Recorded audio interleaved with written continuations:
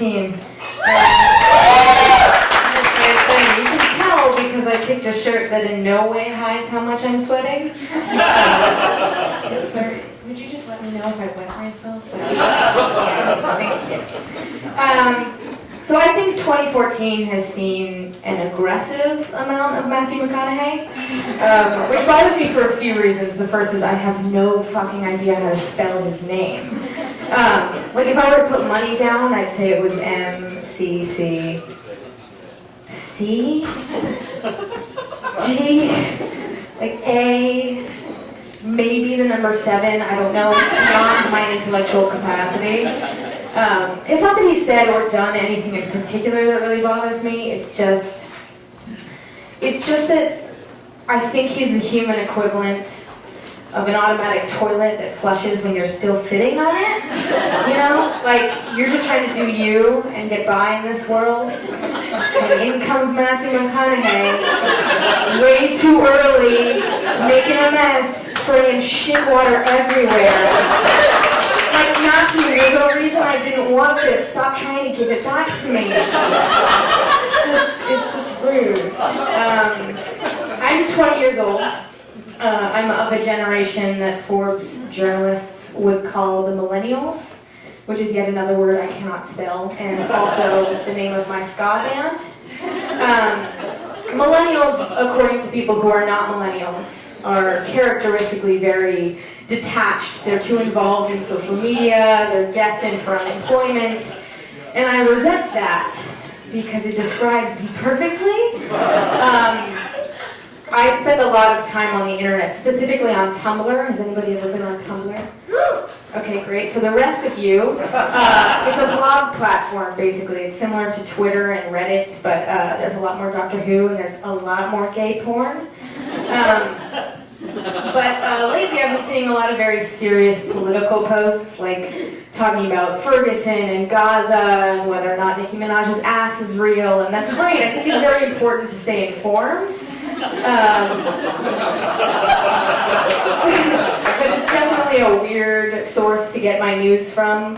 Like the other day I read a post that said, what's happening in St. Louis isn't new. A black man is killed in the United States every 28 hours. It's just now you've decided to notice. And I was like, holy shit. Yeah, you're right. That really makes me reflect on my place of privilege. You have profoundly affected my worldview. So thank you, Tumblr user Anus Farm.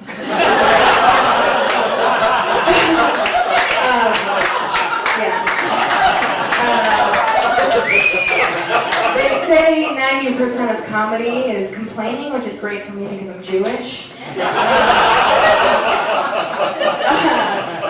The world is turning to shit, and that should make me sad, but for the sake of comedic material, I just find it kind of helpful.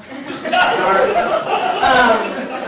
Yeah, you know, like, breaking news, the first case of avian bird flu has hit the United States, and most people would read that and immediately bathe in Purell, but for me, it's like, wow, I just thought of the perfect diarrhea joke. Amazing. Or like, man has genitals cut off after wife discovers his affair.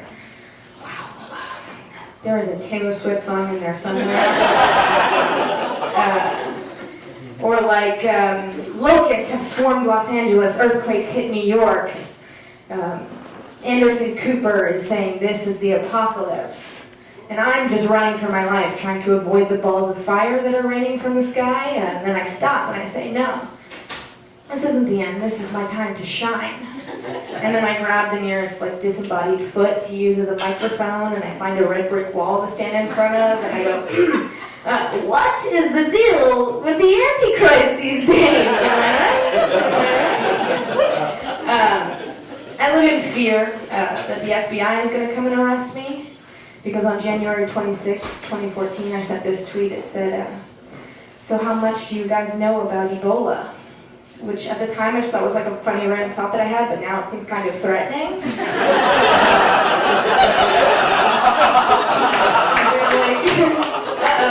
I'm always twitching, like looking over my shoulder, trying to make sure nobody's following me.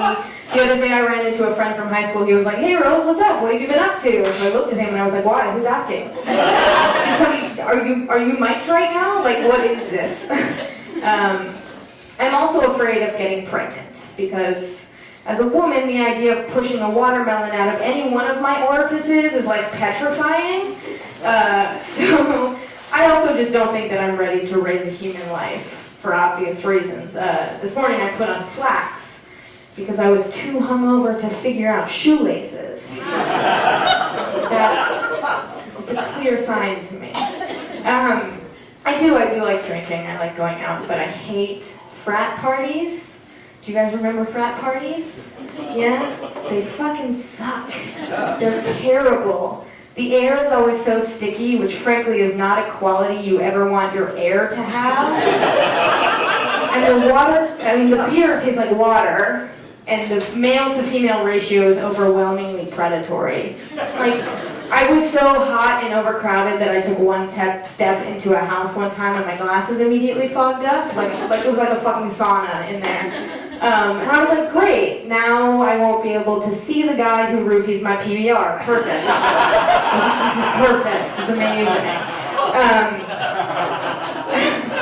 I went shopping the other day, and I saw this super cute shirt, and I went to look for my size, but the tag just said one size fits all. And I was like, are you sure? Did you mean one size fits all human beings, or did you mean one size fits all Brazilian supermodels? Because I'm 5'2". Crop tops are just regular t-shirts on me. Like, this is America, land of the free, home of the morbidly obese. Unless it's a garbage bag with armholes cut out, one size does not fit all. It's just I do find being a young woman very difficult, pressures of society, blah, blah, blah, blah, blah. But I blame the patriarchy for most of the things that are wrong in my life. Yes, thank you, I guess. My unemployment, the fact that I still live with my parents, thank you. My income, my relationships, my grades, my height.